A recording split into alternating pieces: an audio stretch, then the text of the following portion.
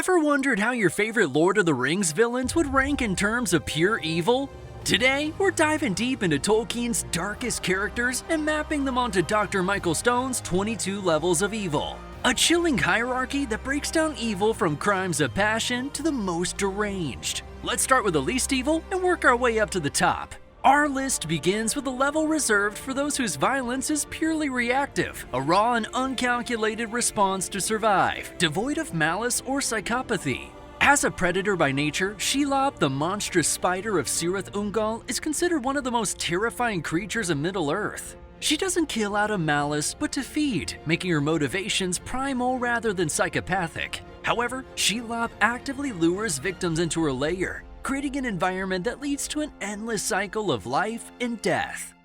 Next, villains at this level act out of intense emotion, particularly jealousy or passion, driven mostly by immaturity rather than malice. Here, Celegorm's obsession with Luthien in the Silmarillion is a cautionary tale of how jealousy can twist even the proudest of elves. His unrequited love drives him to imprison her and manipulate her trust in an impulsive attempt to control her fate. Celegorm's betrayal and disregard for Luthien's autonomy reveals his immature inability to handle rejection, making him an ideal fit for this level.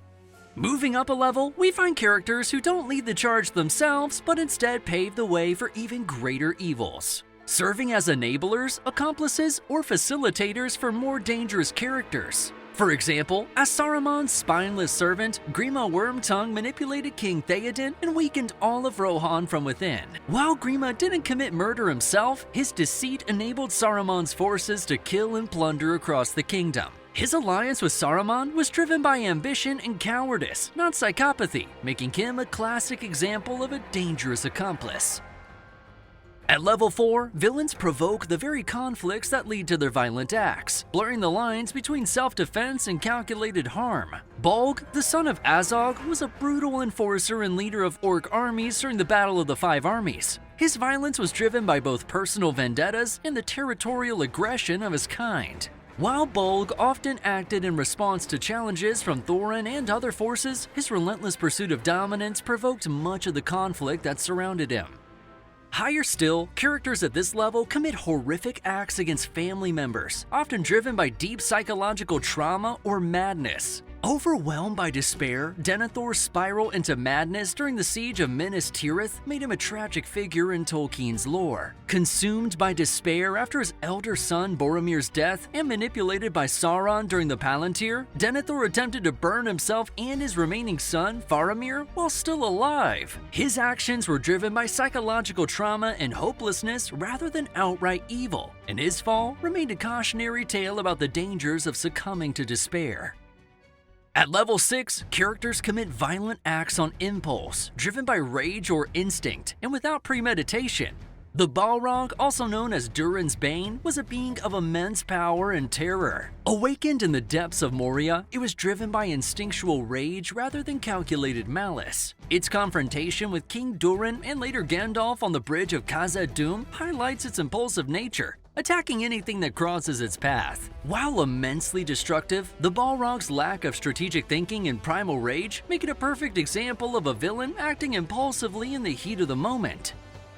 At our next level, characters are driven by self-aggrandizement, seeing themselves as the center of all significance, often oblivious to the consequences of their actions. Consequently, as one of his most loyal envoys, the mouth of Sauron exuded arrogance and sadistic glee. His cracked, blackened lips and rotting teeth were a consequence of delivering the Dark Lord's message. Because Sauron's very words were so evil that simply repeating them caused the speaker's mouth to decay and bleed. Reveling in the despair of his enemies, the mouth's overwhelming narcissism and his role as a spokesperson for evil place him firmly in this category. Even higher, villains at this level act out of deep-seated frustration or anger, often directing their rage toward others in destructive ways. While not a traditional villain, Adar, the self-proclaimed father of the orcs in the Rings of Power, channels his repressed rage into a twisted mission of creating a home for his orc children. Once corrupted by Sauron's experiments, Adar's bitterness towards his former master and his suppressed fury against the world drive his destructive actions. all under the guise of protecting his warped family. Adar's motivations are rooted in a corrupted sense of purpose, but his inability to separate his rage from his goals makes him a fitting addition to this level.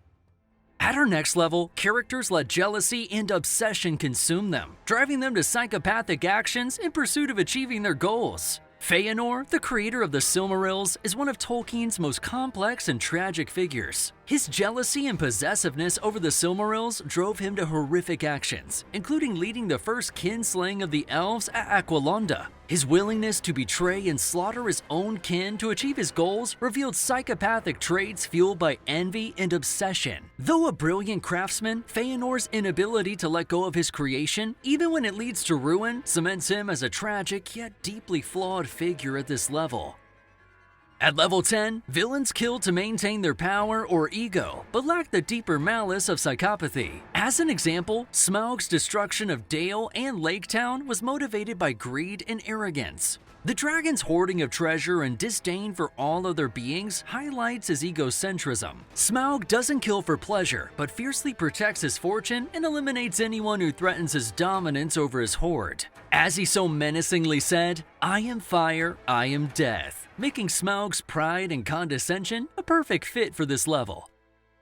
Halfway through, the levels and characters begin to blend egotism with a psychopathic disregard for the lives of others, making them extremely dangerous. Here, Azog the Defiler, an orc chieftain from the Hobbit films, exemplifies egotism and psychopathy. His obsessive pursuit of Thorin Oakenshield is driven by a personal grudge and a lust for domination. Azog's willingness to kill anyone in his way and his delight in instilling fear mark him as one of Middle-earth's most dangerous orcs. Next, these villains are motivated by a lust for power and kill without hesitation when their ambitions are threatened. Without question, Saruman is the quintessential power-hungry psychopath, relentlessly pursuing domination over Middle-earth. His manipulation of allies, betrayal of the White Council, and use of Isengard to wreak havoc showcase his cunning and strategic mind. However, when his plans are threatened, such as his defeat by the Ents, Saruman demonstrates his willingness to resort to violence without hesitation. Unlike Morgoth, Saruman's evil is coldly calculating rather than fueled by rage, making him a fitting match for this level. Higher still, at this level, villains let rage and uncontrollable impulses dictate their actions, often leading to widespread destruction. Ungoliant, the primordial spider-like creature, embodies unchecked rage and insatiable hunger. Her role in destroying the two trees of Valinor and consuming vast portions of creation demonstrates her uncontrollable impulses. Unlike Sauron, whose actions are deliberate, Ungoliant is driven by primal instincts and fury, often turning on allies like Morgoth himself when her demands aren't met. Her volatile nature and destructive tendencies place her firmly in level 13. Higher still, these characters manipulate and betray others for personal gain, often without regard for the suffering they cause. Maeglin, known as the Traitor of Gondolin from the Silmarillion, is the epitome of a self-serving conspirator. Consumed by jealousy and unrequited love for his cousin Idril, Maeglin betrayed the hidden city of Gondolin to Morgoth in exchange for promises of power and control. His actions directly led to the city's destruction and the deaths of countless innocents. Maeglin's calculated betrayal and willingness to sacrifice everything for his own desires make him a chilling example of this level of evil. At level 15, villains are responsible for the calculated murders of many, driven by a remorseless psychopathy. Gothmog, the Lieutenant of Morgoth, is one of the most terrifying figures of the First Age. Known for leading the slaughter of countless elves, including the mighty Feanor, Gothmog's role in the fall of Gondolin and other major battles cements his reputation as a calculated, multi-homicidal psychopath. Gothmog's lack of remorse and his loyalty to Morgoth's cause make him a chilling example of this level of evil. Next, characters at this level commit repeated brutal acts of violence, showing no remorse for their heinous crimes. Khamul the Easterling, one of the 9 Ringwraiths, was a chilling enforcer of Sauron's will and second to the Witch King. Known for his brutality and unwavering loyalty to the Dark Lord, Kamo actively spread terror across Middle-earth, hunting down the ring and tormenting its bearers. His actions, while calculated, are marked by repeated and remorseless acts of cruelty. His fearsome reputation among the Nazgul secures him as a prime example of this level.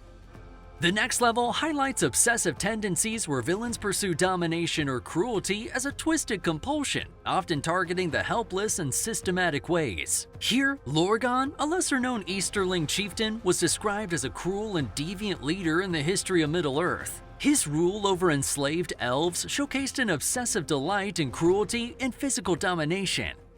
Next up, villains at this level take sadistic pleasure in inflicting suffering, prolonging their victims' pain before delivering death. The torturer of Dal Guldur, also known as the Gundabad Orc chieftain, was renowned for taking sadistic delight in inflicting suffering upon others. In The Hobbit and The Lord of the Rings, Dal Guldur is described as a place of despair, where prisoners endure unimaginable torments before being executed.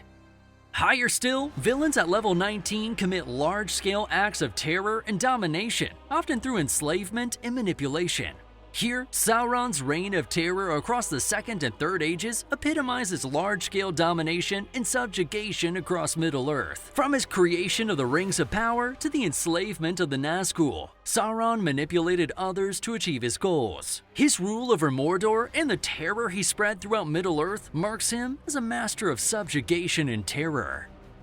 Entering our highest levels of evil, villains at level 20 delight in inflicting both mental and physical agony, often prolonging suffering to an extreme degree before death. Here, the Witch King of Angmar is not only a commander of Sauron's forces, but also a sadistic enforcer of his terror. His delight in prolonging suffering and terrorizing his enemies places him among the most psychotic figures in Tolkien's world. At second most evil, villains at level 21 revel in the art of breaking others, mentally, emotionally, or physically, all without granting the release of death. As the vampire messenger of Morgoth from the Silmarillion, Thuringwethil was a master of psychological warfare. Known for her terrifying appearance and role in spreading despair, she took pleasure in enforcing Morgoth's will through fear and manipulation. Her actions reflected the controlling power of fear, with her penchant for psychological and emotional domination leaving her victims broken for others to see. Thuringwethil's focus on terrorizing and subjugating her enemies without directly killing them cements her place in this level. Level 22 is the pinnacle of evil, where characters take sadistic pleasure in corrupting and destroying life on a massive scale, relishing prolonged suffering and domination. Without question, Morgoth represents the pinnacle of evil in Tolkien's universe, reveling in the destruction of life and inflicting prolonged suffering. From breeding dragons and orcs as weapons of terror to corrupting elves into servitude, Morgoth's actions were marked by a sadistic desire to twist and dominate all of creation. His legacy of destruction, torment, and unrelenting evil secures him as the ultimate evil in Tolkien's universe. And there you have it, 22 levels of pure Tolkien evil.